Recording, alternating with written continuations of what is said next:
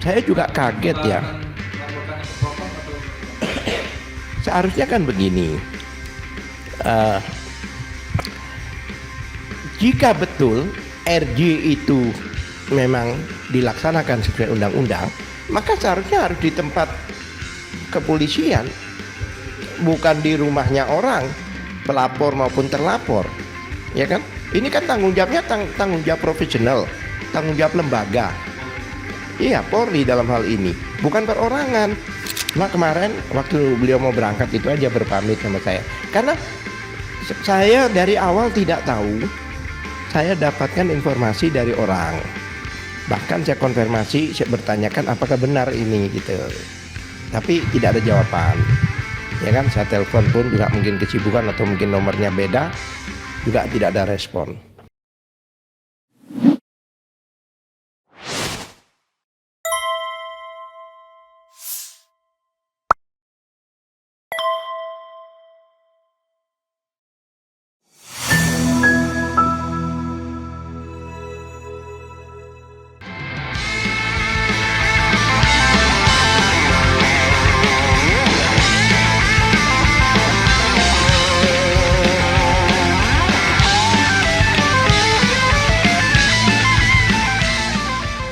Ya sebenarnya kan memang peristiwanya beda ya. Beda ya. Kalau saya lihat yang di klaster 1 ini kan tidak berbicara tentang apa ya, menganalisa atau menganalisa ijazah. Ya mereka kan hanya bikin statement aja kan. Statement ya kan. Mereka tidak ada, ya tidak ada, karena mereka kan semua di klaster 1 itu bukan peneliti. Sedangkan yang di klaster apa ini 2 ini semuanya peneliti, dan mereka peneliti ini bukan baru kali ini, ya kan?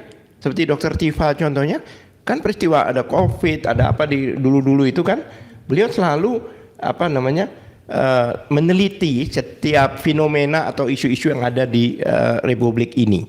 Kemudian Roy Suryo, siapa satunya lagi itu Resmond, beliau ini kan bahkan digunakan sebagai ahli-ahli oleh kepolisian di perkara-perkara, contohnya ada kopi cyanida, ya kan? Roy Suryo itu udah langganan sebagai ahli, ya kan? Nah, kalau memang dikatakan ahli, makanya mereka tidak bisa dikenakan itu. Kenapa justru dilaporkan? Lah itu, padahal pasal-pasal seperti contohnya pasal 28 ayat 2 dan sebagainya Undang-Undang IT itu menyatakan bahwa sengaja, ada kata-kata sengaja dan tanpa hak. Itu nggak bisa, dan bukan atau. Ya kan, orang itu sengaja tapi dia berhak, dia nggak bisa dipidana. Contohnya waktu itu Alfian Tanjung ya, waktu dia melaporkan masalah PKI dan sebagainya itu, ya kan, memang dia sengaja tapi dia berhak. Kenapa? Karena dia peneliti 25 tahun tentang komunis.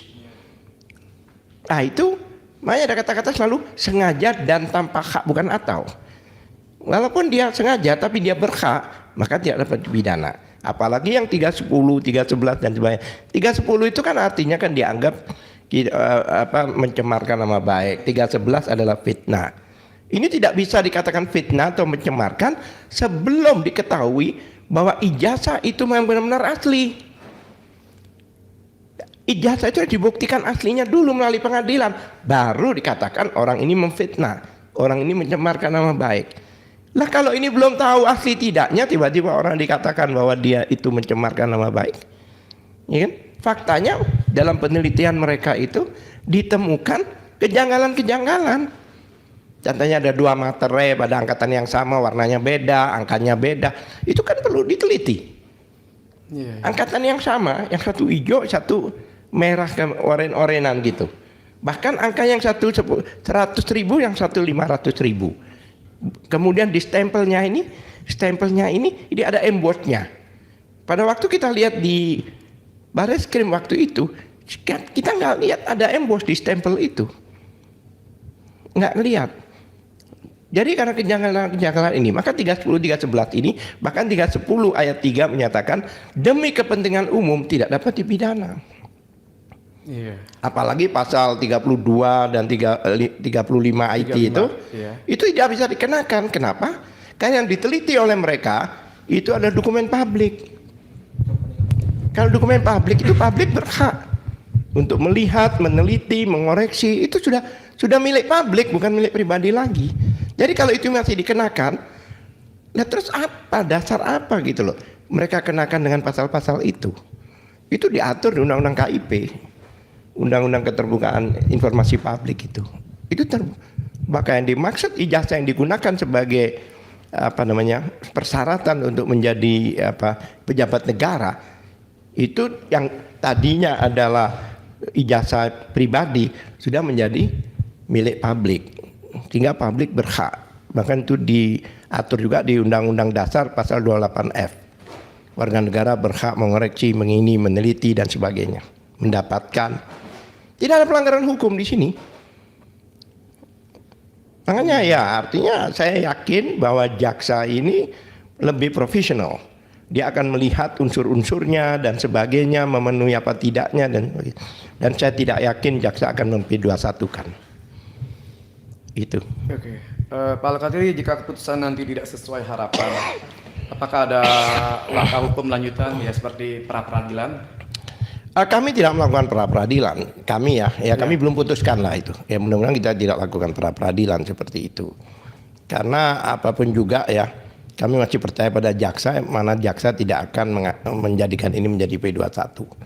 Karena itu masih jauh perjalanan itu, masih akan dikembalikan, akan dikoreksi, mereka harus melengkapi. Itu baru pembuktian dan kesaksian, belum unsur-unsurnya. Apakah pasal 310, 311, 27A itu sesuai unsurnya? Pasal 28 saya berkali-kali katakan 28 ayat 2 sesuai unsurnya. Ya, jadi bukan hanya 2 alat bukti aja tapi unsur. Bayangkan mereka katakan mereka sudah mengumpulkan 709. Ya, dokumen. Ya kan? Kemudian saksi ada berapa itu? Padahal di dalam alat bukti, di dalam KUHP, walaupun anggap aja 1 juta, itu dianggap baru 1 alat bukti. Begitu pula saksi. Pas proses gelar perkara kemarin ditunjukkan itu. Apa itu? Ditampilkan. 709. Oh enggak. Tidak. Bahkan ada 13 yang ada di situ yang namanya ijazah pembanding yang katanya ada. Itu pun kami buka, kami minta untuk ditunjukkan, tidak ditunjukkan.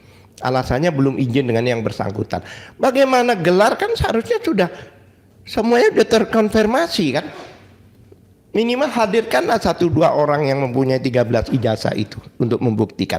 Kalau memang mencari kebenaran material. Iya. Ini sampai akhir gelar pun, ya kan? Itu bahkan amanat gelar mengatakan, memerintahkan depan kita pada penyidik, Anda tolong periksa ahli dan saksi yang meringankan. Tapi apa yang terjadi? Tidak diperiksa, meskipun kami sudah sampaikan, tapi bahkan diumumkan status mereka tetap tersangka, kan nggak bisa. Periksa dulu, nah barangkali saksi dari kita, ahli dari kita itu lebih komprehensif, lebih logis dan sebagainya. Mau tidak mau harus P21. Ya ada SP3, sorry. Mau tidak mau harus SP3. Kalau saksi dan ahli kita itu lebih mantap, ya kan? Lebih sesuai dengan ketentuan, lebih due process of law, ya kan? Unsur-unsur mereka bisa dipatahkan oleh ahli kita, itu sudah harus dihentikan. Dalam hal ini harus SP3 untuk RRT. Itu. Kemarin ada statement menarik soal Dr. Tifa, Pak. Nah, dia bilang RRT ini seperti diskriminasi. Oh iya. Diskriminasi. Ya, saya juga karena sempat. Yang diproses duluan itu kan RRT kan. Iya. Harusnya yang tersangka pertama harusnya klaster 1 yaitu Rizal Padilla. Dan grup itulah. Iya, kalau menurut beliau itu begitu, kenapa kami harus diperiksa lebih dulu, kenapa kami diproses lebih dulu dan sebagainya, sedangkan yang lain disidik pun belum dan sebagainya seperti itu.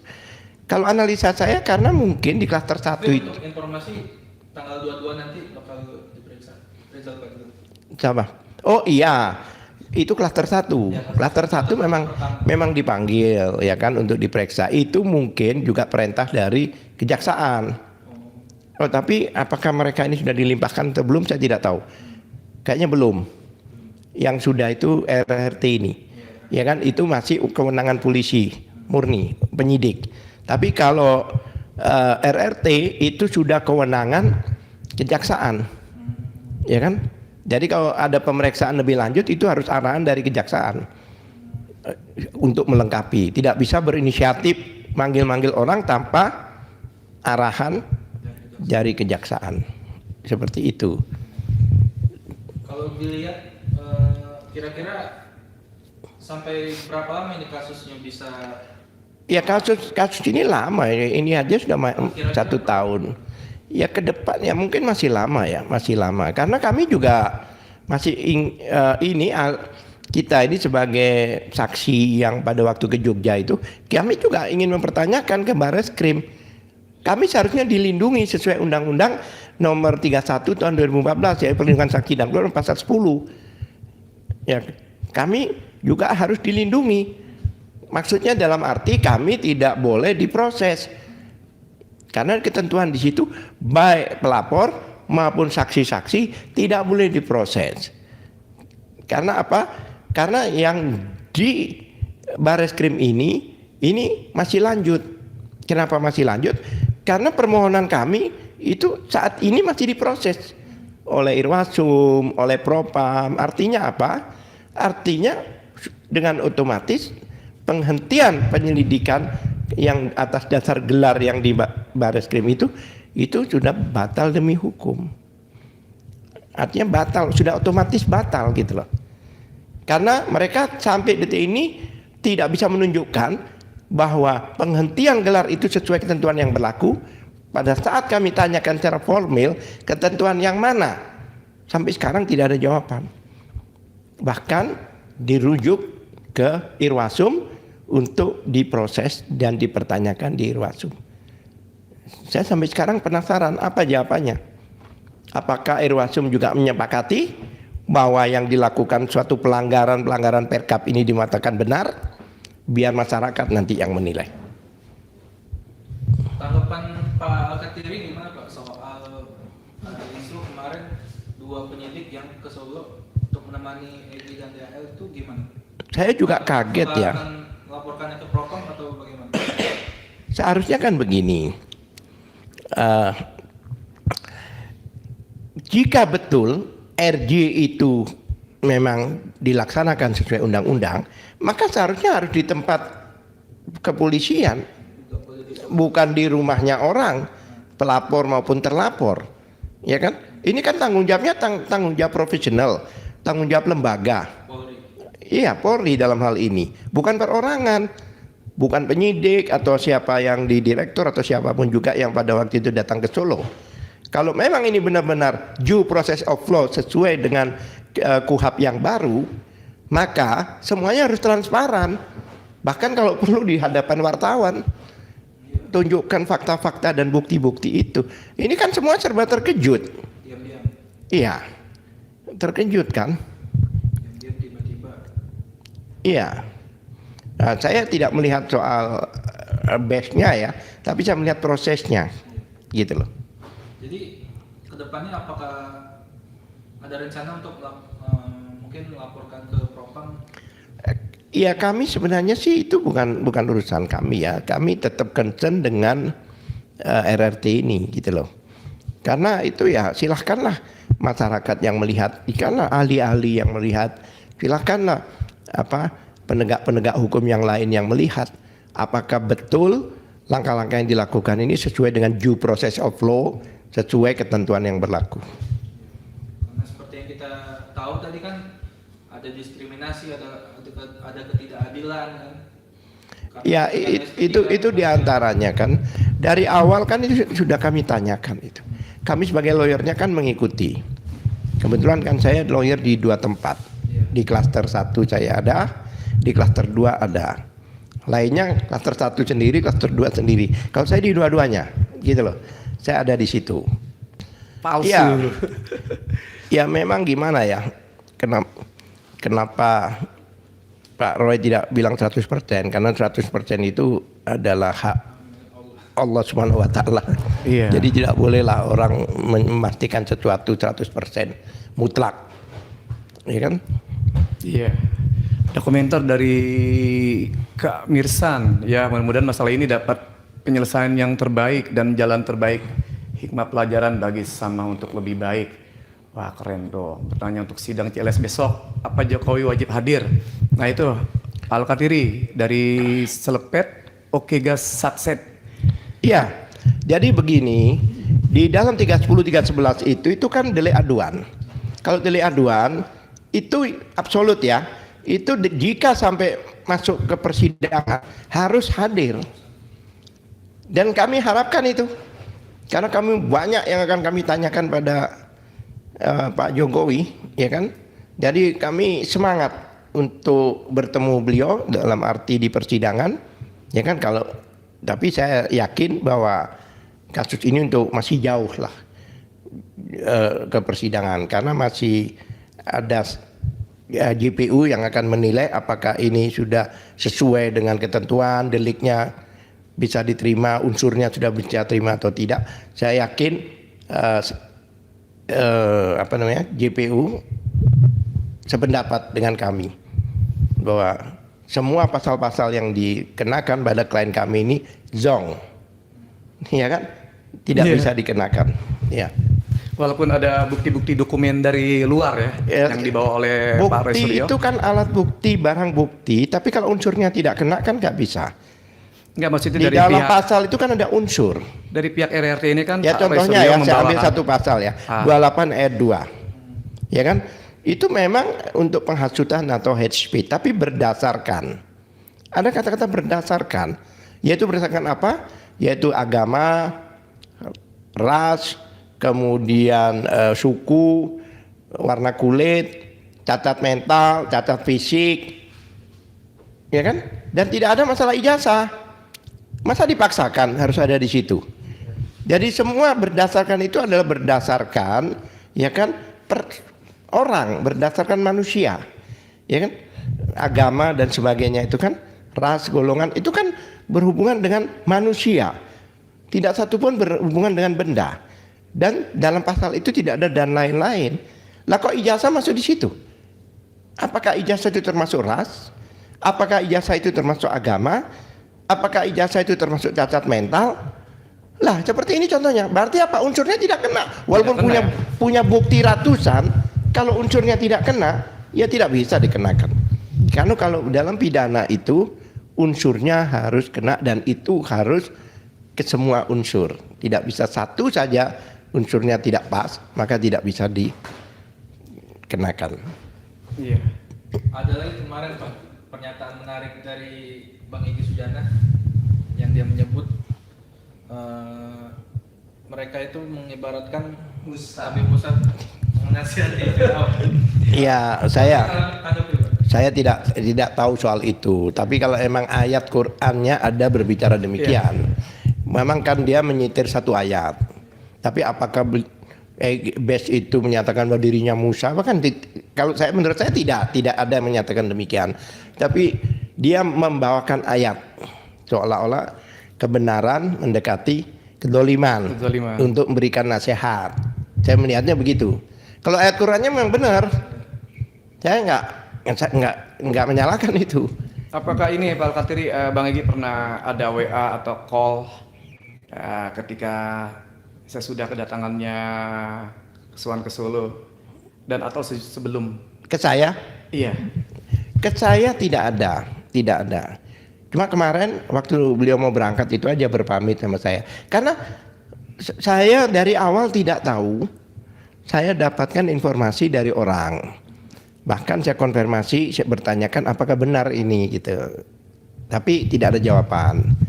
Ya kan, saya telepon pun juga mungkin kesibukan atau mungkin nomornya beda, juga tidak ada respon. Tapi begitu pendapat waktu itu dia pamitan mau berangkat gini ya sudah, selamat, mudah-mudahan sehat di sana ya gitu. Kalau dia bilang karena beliau udah mengatakan pada media bahkan konferensi pers bahwa semua pernyataan saya tidak mewakili yang bersangkutan. Ya saya nggak berani bikin statement dong, ya kan? Ya oleh sebab itu saya tidak sedikit pun, kalau Anda lihat selama ini kan tidak ada statement saya. Karena saya profesional di bidang saya. Saya tidak pernah istilahnya berinisiatif sendirilah. Apakah dalam kasusnya si Egy ini apakah dibenarkan Pak Al-Katiri restoratif? Saya tidak tahu apa dasarnya ya, karena kan Iya. saya tidak tahu apakah Secara hukum gimana itu? saya sudah katakan tadi kan, restorasi justice itu dengan KUHP yang baru itu ada ya contohnya tindak pidana di bawah 5 tahun, nggak gitu-gitu kan. Iya. Kemudian harus ada penetapan dari pengadilan dan sebegitu itu, ya kan? Ada surat edaran dari Mahkamah Agung. Nah, itu aja gitu loh. Tapi apa yang dilakukan oleh BES saya tidak paham karena memang saya tidak komunikasi dengan yang bersangkutan. Ada kecewaan nggak dari Ya itu kan pilihan hidup, ya kan? Menurut saya ya kan, itu pilihan hidup. Dua, mungkin dia punya pertimbangan-pertimbangan yang memang saya tidak tahu. Ya. Makanya banyak yang mempertanyakan ke saya, kok Pak Al-Katiri nggak bikin statement dan sebagainya. Ya memang dari awal sebelum ada peristiwa ini, BES juga ngomong bahwa Al-Katiri lawyer saya, tapi untuk berbicara dengan media dan sebagainya tidak mewakili saya. Lah ngarang dong saya berarti. Iya. Ya kan saya nggak mau gitu karena saya profesional dalam arti saya tidak mau ya ngarang-ngarang lah istilahnya ceritakan sesuatu yang saya tidak tahu. inisiatif? Iya, orang bertanya sama saya juga, aduh tanya sendiri deh pada yang bersangkutan. Iya. Untuk Gitu. penegasan sekali lagi, Pak Al-Katiri itu anggota TPUA bukan? Saya bukan anggota TPUA, tapi saya adalah lawyer dari Bang Egy. Saya lawyer Bang Egy, ya kan? Tapi saya lawyer yang dibatasi untuk berbicara dengan media. Oleh sebab itu, saya tidak berkomen.